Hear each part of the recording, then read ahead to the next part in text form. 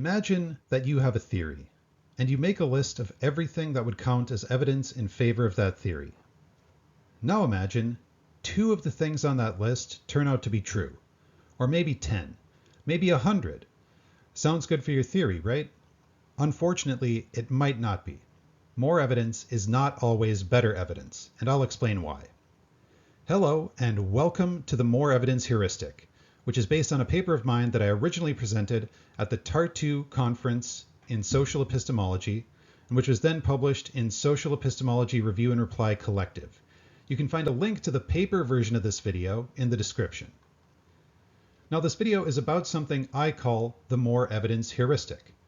For those familiar with statistics, the more evidence heuristic is a version of Simpson's paradox.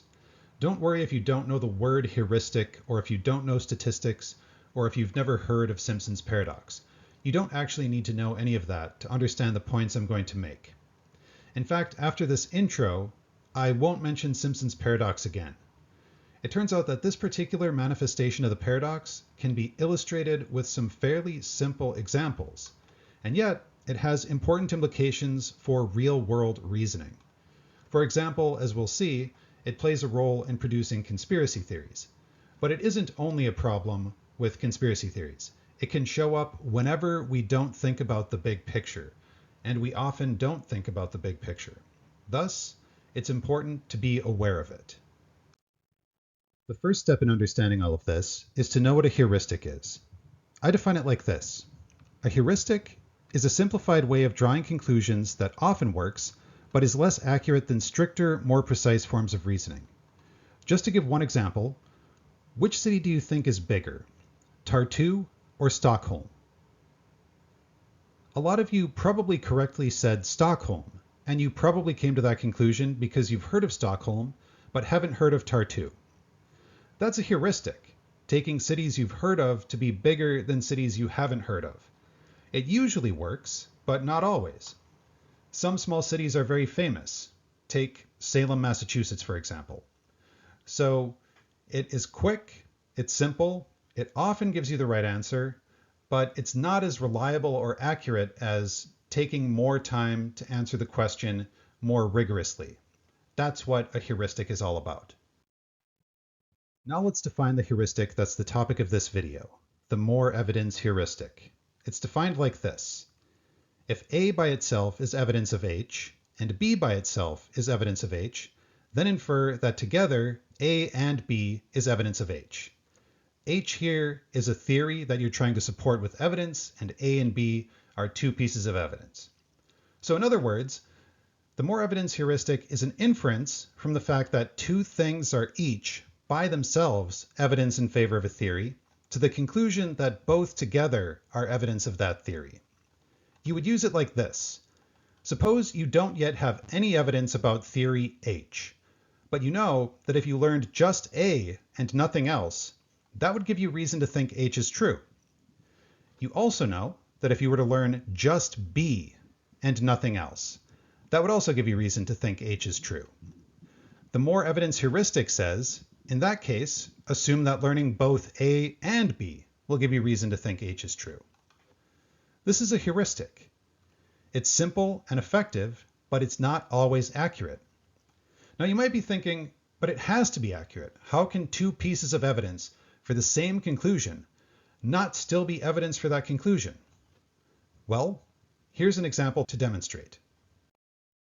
Mary is investigating John, who's a very suspicious dude. Specifically, she wants to know if he's a member of the Capricorn Club. It's very important for her to figure this out. Now, I don't know why. Mary won't talk to me about it. She takes the privacy of her clients very seriously. And honestly, it's only due to luck that I even know she's investigating this. The point is, she's going to follow John around and gather as much evidence as she can to try to figure out if he is in the Capricorn Club. She tracks him as he visits place after place. And one thing she notices is that he shops at the legendary discount store, Money Stompers. This is big news. She knows that 99% of Money Stompers shoppers belong to the Capricorn Club. This by itself is very good evidence that he's a member of the Capricorn Club. But she isn't willing to just stop there.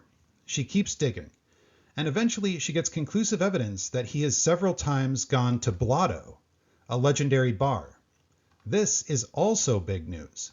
Mary knows that 99% of Blotto patrons belong to the Capricorn Club. Now she stops following John because she has enough evidence to draw her conclusion. What conclusion does she draw? Well, she knows that he has gone to Money Stompers, which by itself is evidence that he's in the Capricorn Club. And she has the fact that he's gone to Blotto, which is also evidence that he's in the Capricorn Club. What does this allow her to conclude about the Capricorn Club? Well, it might not be what you think, because here is the surprise twist in the story. Mary also knows that you can only be a member of the Capricorn Club if you have never crossed the Tropic of Capricorn. And guess what? Money Stompers and Blotto are on opposite sides of the Tropic of Capricorn. The fact that John has gone to both is actually definitive proof that he is not in the Capricorn Club. Two pieces of evidence that each by itself would be very good evidence in favor of his club membership, together turn into proof against his membership. This example proves that the more evidence heuristic doesn't always work. Luckily, in this case, Mary knew this, and that's why she didn't draw the wrong conclusion. She thought about how her evidence fit together. She didn't just look at each piece individually. Here's maybe a simpler example. An example about whether all four tosses of a coin landed the same way. This was suggested to me by Richard Teague. So the example goes like this. Suppose a coin has been tossed 4 times. You don't know the results yet, but you want to know whether all 4 tosses landed the same way. If you were to learn only that the first 2 landed heads, this is evidence that they all landed the same way.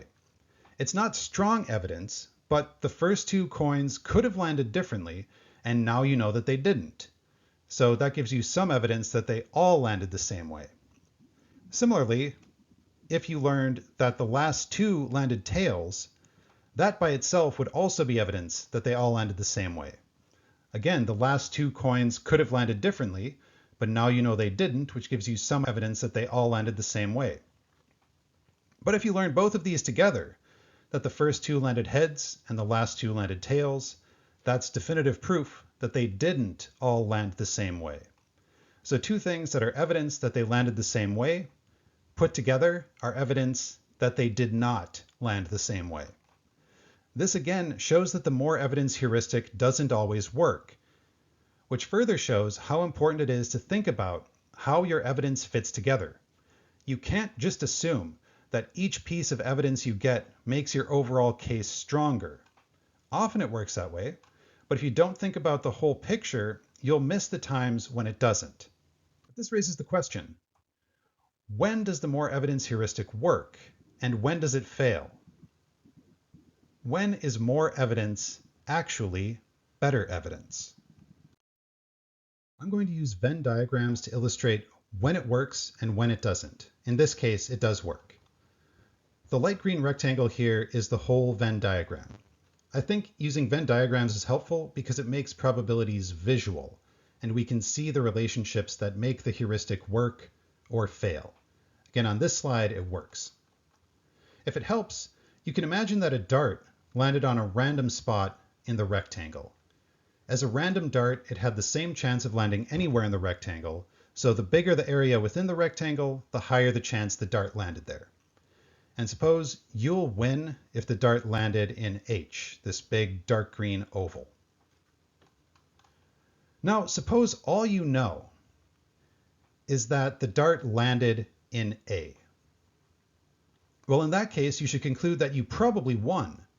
After all, most of A is inside H. On the other hand, if all you know is that it landed in B, you should once again conclude that you probably won. Most of B is inside H. What about if all you know is that it landed in both A and B? Well, in that case, you should still conclude that you probably won. The orange area is the area inside both A and B, and most of that is inside H. And if you look at the areas here, if it landed in both A and B, your odds of winning are better than if it landed in A by itself or B by itself. The fraction of the orange area inside H is higher than the fraction of A inside H and B inside H. So here, the more evidence heuristic works. Given two pieces of evidence, your overall evidence is even stronger. A by itself is pretty good evidence that you won. B by itself is pretty good evidence that you won. Together, it's even better evidence that you won. And as long as you use ovals or circles, the heuristic will always work when you're dealing with Venn diagrams like this. Now look at this Venn diagram. A and B aren't circles anymore, but the rules are still the same. Once again, a dart will hit a random spot in the rectangle, and it has the same chance of landing anywhere in the rectangle, so the bigger the area, the higher the chance it will land there. And you'll win if it landed in H. It's still true that if all you know is that it landed in A, then you probably won. Most of A, which is now this oddly shaped thing, most of A is inside H. And it's the same with B. If all you know is that it landed in B, then you probably won. But now what happens if all you know is that it landed in both A and B? In this case, the intersection of A and B is this orange area, these two orange areas actually. But most of the intersection between A and B is outside of H. So if it landed in both, you probably lost. If you know that it landed in both A and B, then it's either in this tiny area up here, which is unlikely, or this bigger circle down here, which is much more likely. So if you know that it landed in both A and B, you probably lost. This is what it looks like when the more evidence heuristic doesn't work. And now we can generalize from here. In any case like this, there are going to be four relevant numbers. The first, how likely is H to begin with? That is, before we get any evidence, what probability should we assign to H? In the Venn diagram, that would be the size of the H oval overall. The second number, how much does A by itself provide evidence for H? That is, what probability should we assign to H after learning just A? In the diagram, this number would be the fraction of A that's inside H. The third number, how much does B by itself provide evidence for H? That is, what probability should we assign to H after learning just B? In the diagram, this amounts to what fraction of the shape B is inside H. And the fourth number, how much does A and B together provide evidence for H? That is, what probability should we assign to H after learning A and B? In the diagram, this amounts to what fraction of the total area where A and B overlap is inside H. Within probability theory, you can prove, and in the paper this is based on, I did prove, a theorem about those four numbers. That theorem is what I'm calling, for lack of a punchier name, the more evidence can be anything theorem. And it says that every possible combination of values for these four probabilities is possible, with the exception of a couple combinations that include 0% or 100% for some of the numbers. That is, knowing any of these numbers provides no information whatsoever about the others. So it's not just that sometimes combining two pieces of evidence can make worse evidence. It's that combining two pieces of evidence of any value whatsoever can together produce evidence of any value whatsoever. In other words, we need to know more information before we can say anything at all, literally anything at all, about how these four numbers relate to one another. I've proven it mathematically in the full paper, but you don't need to look at all those details to get the idea. You can see it in action here in this diagram. Just imagine changing the size of H and changing how much the parts of A and B inside H overlap, and changing the size of the parts of A and B outside H and how much they overlap. You can get any result you want. Just take a look at this image and imagine how you could change it to get different combinations. And you can do this all while A and B each by itself is still evidence of H. All you need to do is keep the parts of A and B inside H bigger than the parts outside. So now just imagine how this could work. Right now, the part outside H, where they overlap, is bigger than the part inside. But if you move A and B together, this intersection is going to get bigger and bigger until eventually it becomes bigger than the circle where they overlap outside. Then you can start making the part outside smaller and smaller and smaller. You could even separate them completely outside so that 100% of it is inside. So that would mean that if A and B are true, there's a 100% chance that H is true. Or you could do it the other way, completely separate A and B inside H. That means if A and B are true, there's a 100% chance that H is false. So that's the two examples we gave earlier with the coins and the Capricorn club. And by changing the sizes and moving things around, you can get any result you want. Once again, the numbers themselves can take pretty much every possible combination. We can rule out specific combinations where some of the values are 100% and some are 0%. But other than that, every possible combination can be possible. The fact that we know some of the numbers tells us nothing about the others. That means we have to be careful when we're trying to use the more evidence heuristic. But not all hope is lost. Sometimes, with a little more information, we can tell if the heuristic is safe to use.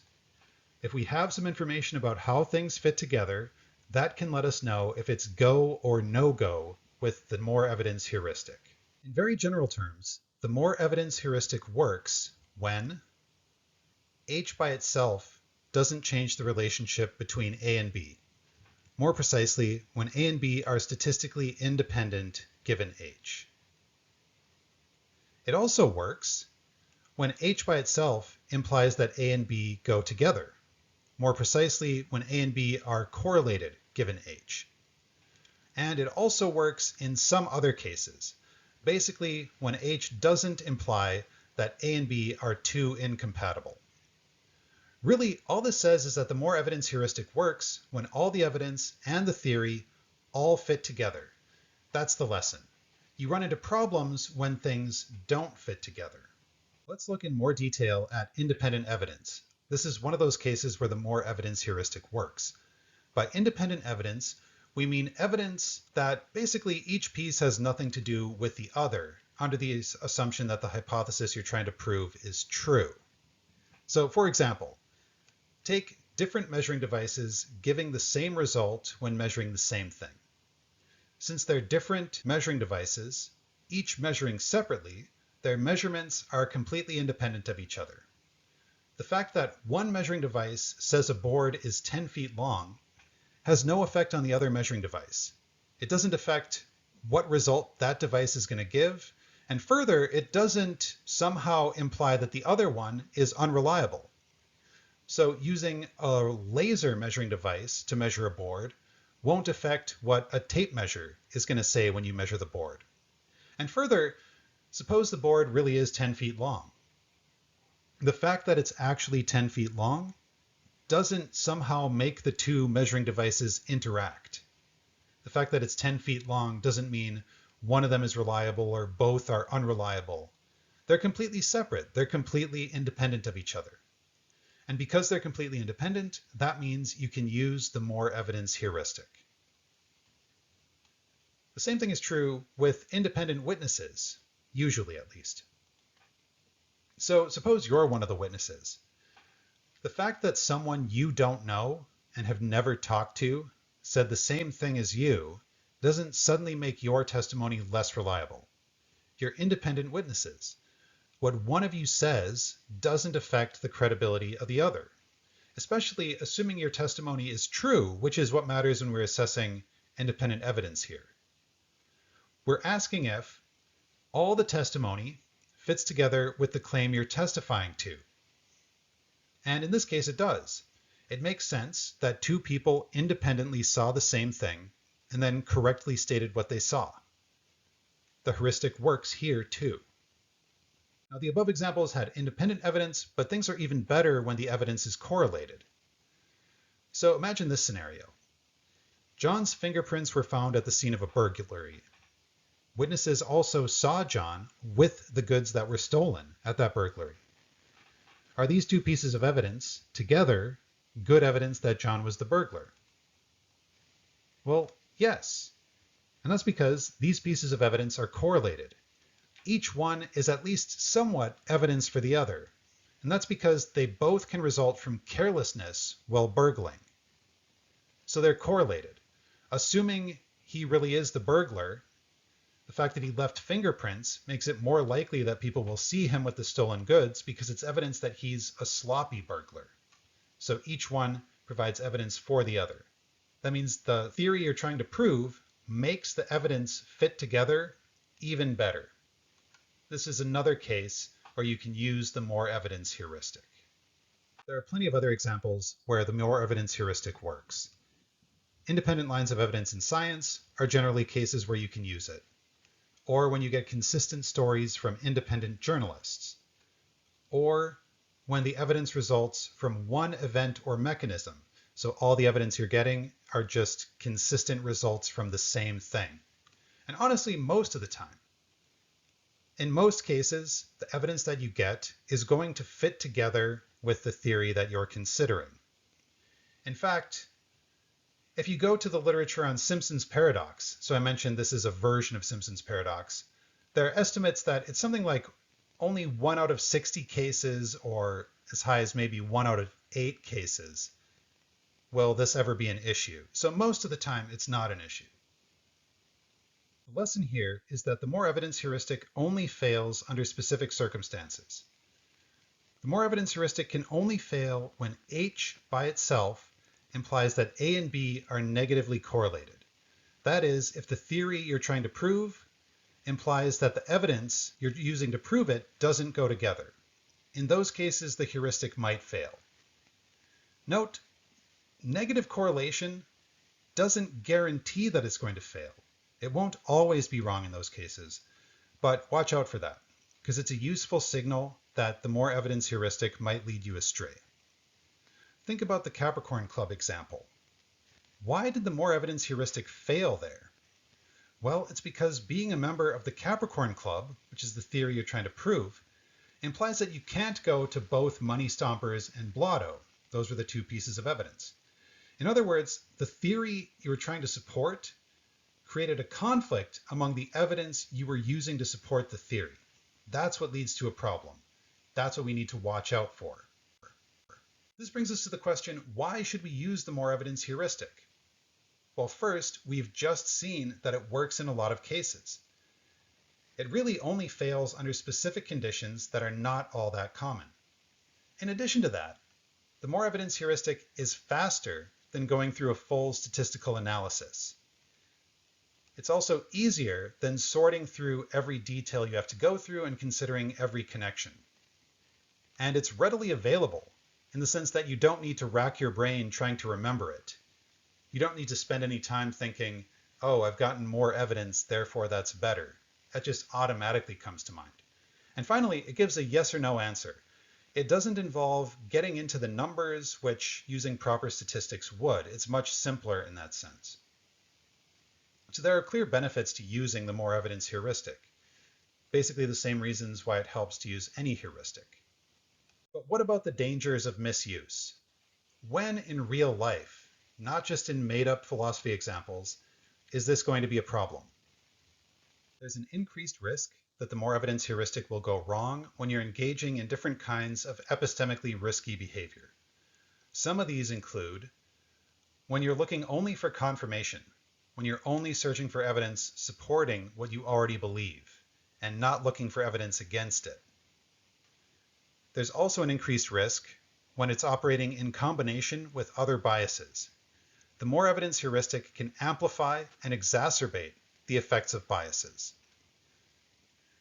And it gets worse if you're part of a belief-based group where supporting a specific belief might be part of your identity and where members share evidence with each other.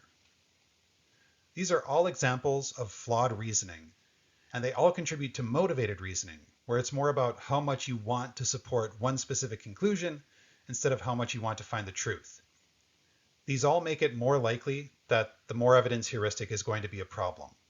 Let's go through each of these in turn. The first risk mentioned is seeking only confirming evidence, which is related to a bias known as confirmation bias. Confirmation bias is not exactly one thing. It's a complex set of dispositions that all have similar effects. One disposition is to seek only evidence likely to support your beliefs. This is a pattern easy to fall into. Suppose you're thinking about a question and you think you know the answer. Instead of simply looking for the answer, you might instead look for confirmation that you're correct. So to give one example, maybe you're wondering whether confirmation bias exists, and you think it does. In that case, instead of searching just for papers about confirmation bias in general, you search specifically for papers about evidence in favor of confirmation bias. This will give you a distorted picture of the overall evidence because you won't be looking at the evidence against it. This gets worse when it's combined with the next disposition, the tendency to consider only whether the evidence fits your beliefs, not whether it fits competing beliefs. This can make things seem like evidence when they really aren't. To take one example, suppose the CIA makes a claim, but they won't name the source behind that claim. Now, they would hide the source of their claim if they were lying about it, right? So is this evidence that they're lying? No, because the CIA always hides their sources. The fact that they're hiding their source tells us nothing. It fits both theories just as well. Ignoring the fact that it supports the opposing belief just as well distorts the evidence and makes it seem like you've got more evidence than you have. This gets even worse with the next disposition, which is the tendency to give more weight to confirming evidence. When we're weighing evidence, we always have to determine how important each piece of evidence is. After all, some evidence is not credible, and some evidence is not very strong. Now, it turns out we tend to think evidence is more credible if it confirms what we already believe. And finally, there's the tendency to test only positive cases. To explain what this means, suppose you wanted to know if coffee causes cancer. Looking only at positive cases means looking only at people with cancer to see if they drank coffee. But to really get to the bottom of this question, you would have to compare the people who have cancer to people who don't, people who do drink coffee, people who don't. You can't just focus in on the specific case you're trying to study. Putting all this together, what it shows is there is a tendency or a variety of tendencies to not even look for evidence that you might be wrong, to filter out evidence that you're wrong when you see it, and to treat evidence that you're right as stronger than it really is. Now combine this with the more evidence heuristic. Confirmation bias means that you're only considering evidence in favor of H, in favor of the hypothesis that you think is true. If you then apply the more evidence heuristic, you're more likely to fail because it doesn't consider how the evidence fits together. With confirmation bias, you're likely to end up with an incomplete picture with random bits of confirming evidence from many places. It becomes more likely that it doesn't all fit together. And if you use the more evidence heuristic, you'll miss the fact that there's no coherent case, that there's no coherent theory, because the more evidence heuristic doesn't look at any of that. It simply says, okay, there are more pieces of evidence, therefore it's better evidence. Confirmation bias means it's likely you're going to build up an incoherent case. There's even more trouble in belief-based groups. These are groups that are joined together by a shared belief in a common theory. In that case, all the previously mentioned problems get even worse. Think about the dynamics of a group like this. The members are all encouraged to support a specific hypothesis, because after all, that's the basis of the group. Plus, if membership in the group is important to each of the members, then group membership can become tied to their identity, which means defending the group's core belief can amount to defending themselves, their own identities. Further, in these groups, bits of confirming evidence are gathered together in a repository. Members of the group share information that supports the core belief.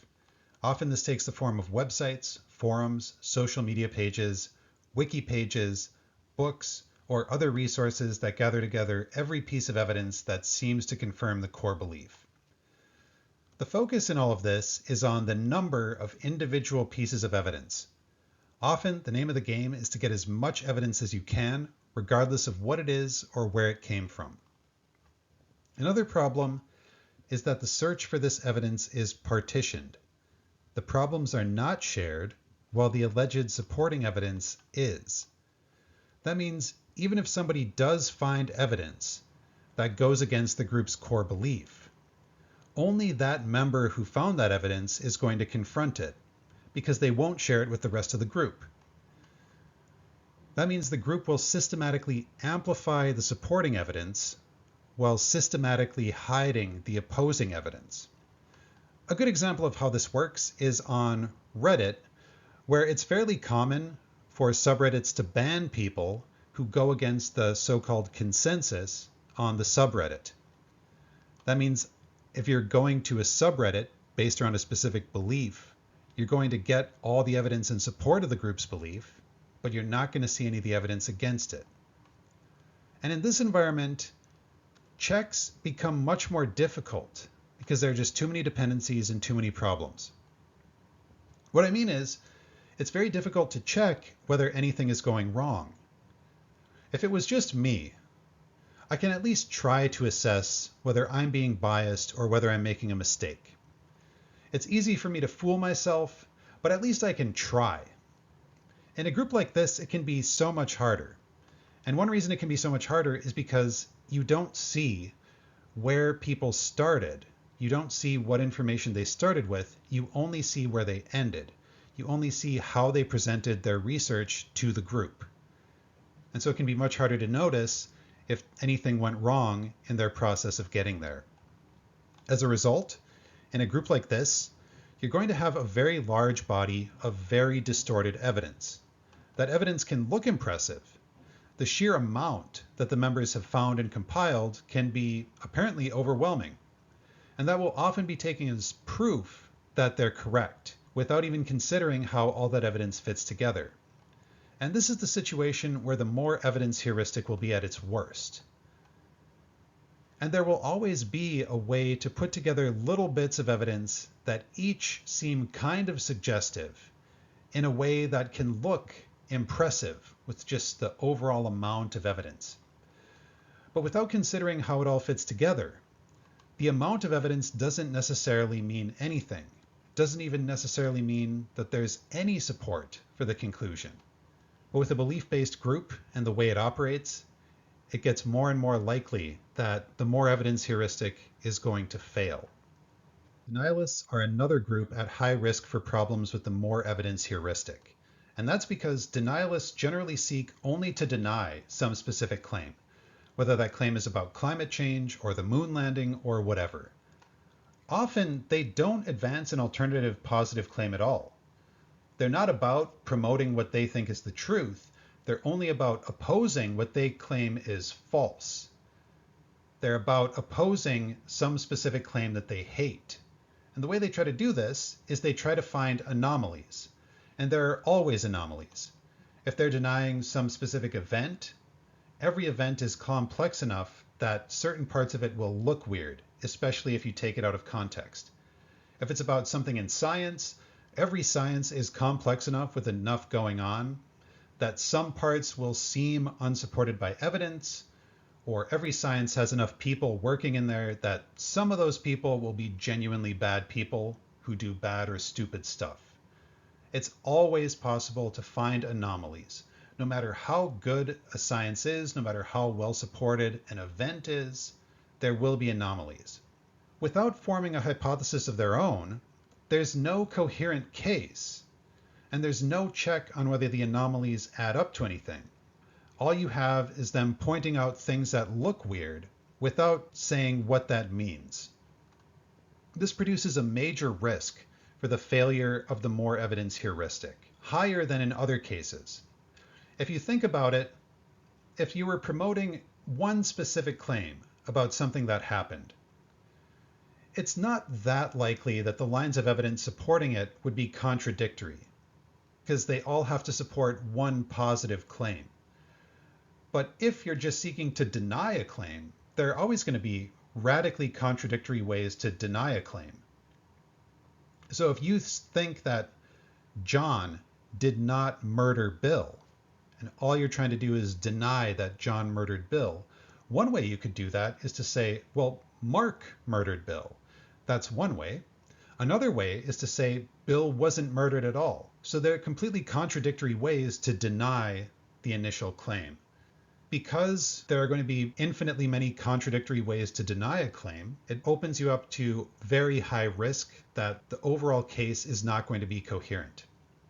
So this is a very high risk for problems with the more evidence heuristic. Conspiracy theories are a specific manifestation of this.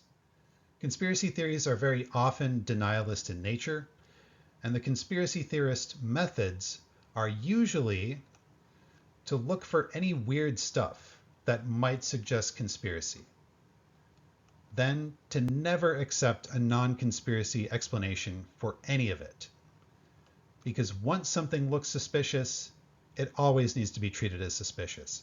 And importantly, the goal is never try to put it together into a coherent story. There are some exceptions to this last one. There's some conspiracy theorists who do try to come up with a coherent story, but they're usually less successful. Because usually when you do put together a coherent story, it's obviously false. You end up with something that's completely ridiculous. Most conspiracy theorists, therefore, simply rely on the denialist playbook. They don't offer their own theory. They only poke holes in the so-called official story without asking if there's a coherent alternative to the official story that fills in all the holes, that explains what actually happened. It's very common for the more evidence heuristic to go completely wrong here. It's very common that what's happening is you're putting together a bunch of things that individually might suggest conspiracy, but together suggest nothing because they don't cohere. Let's take one more specific example. The most popular JFK conspiracy theories lean heavily on a variety of claims, including claims like that Oswald had a security clearance when he was in the Marines. And there are other claims that connect Oswald to US intelligence agencies. Now, this is evidence of a conspiracy because it at least suggests that maybe Oswald might have done the shooting on behalf of the US intelligence community. But conspiracy theorists also heavily promote claims like Oswald didn't have gunpowder residue on his face. These pieces of evidence suggest a conspiracy because they suggest that Oswald didn't do the shooting at all, but instead was framed for it.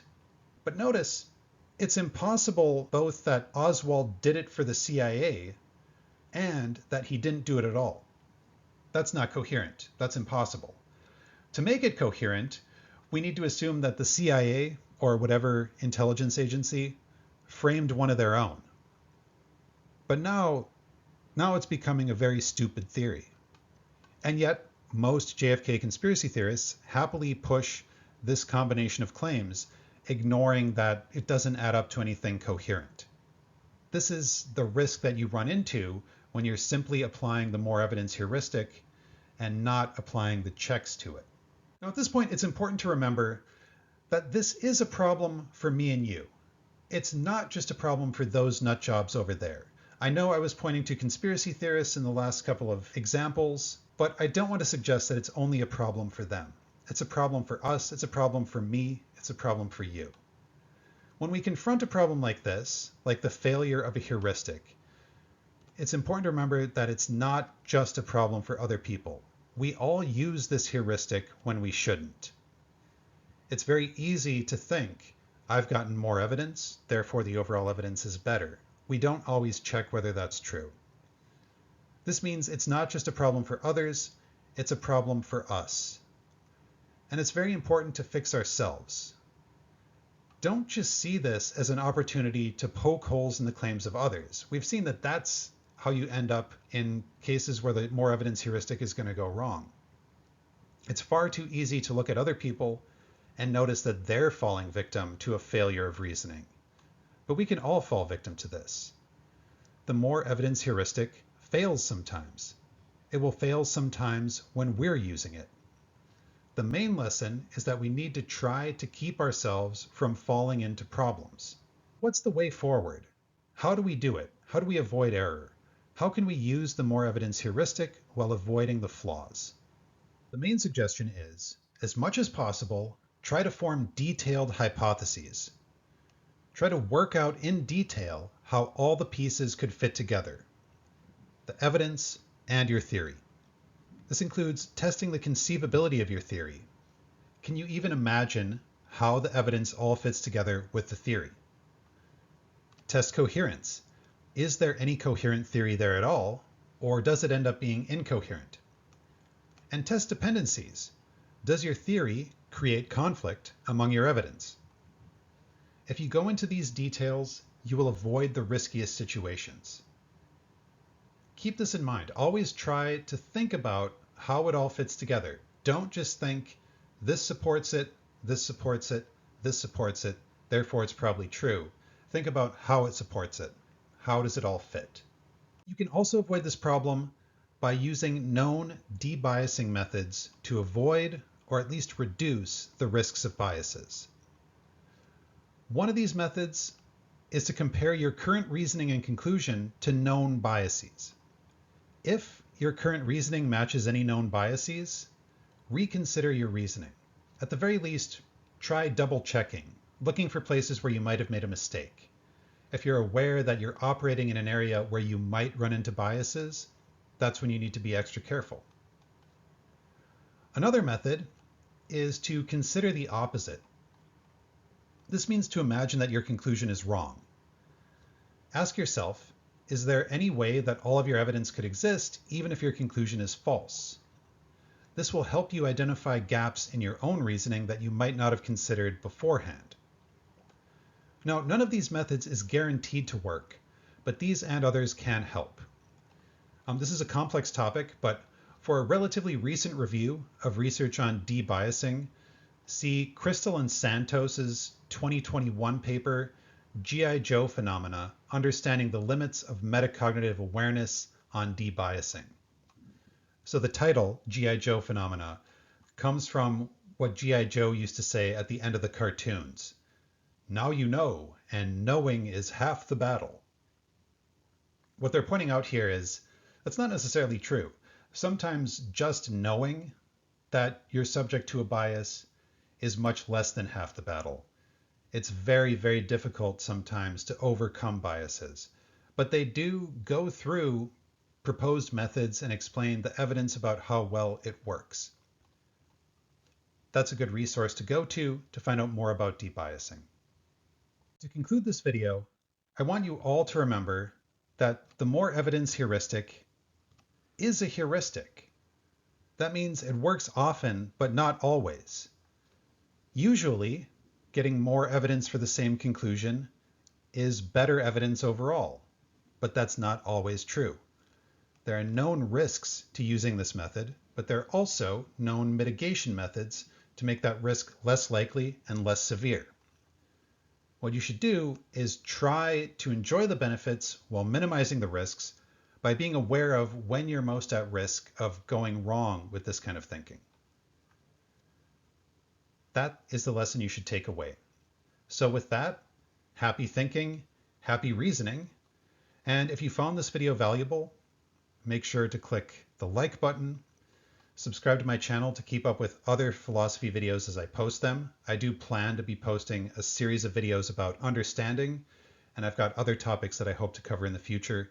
So if you liked this one, subscribe to get those when they come out, and share this with anyone else you think might be interested in the topic.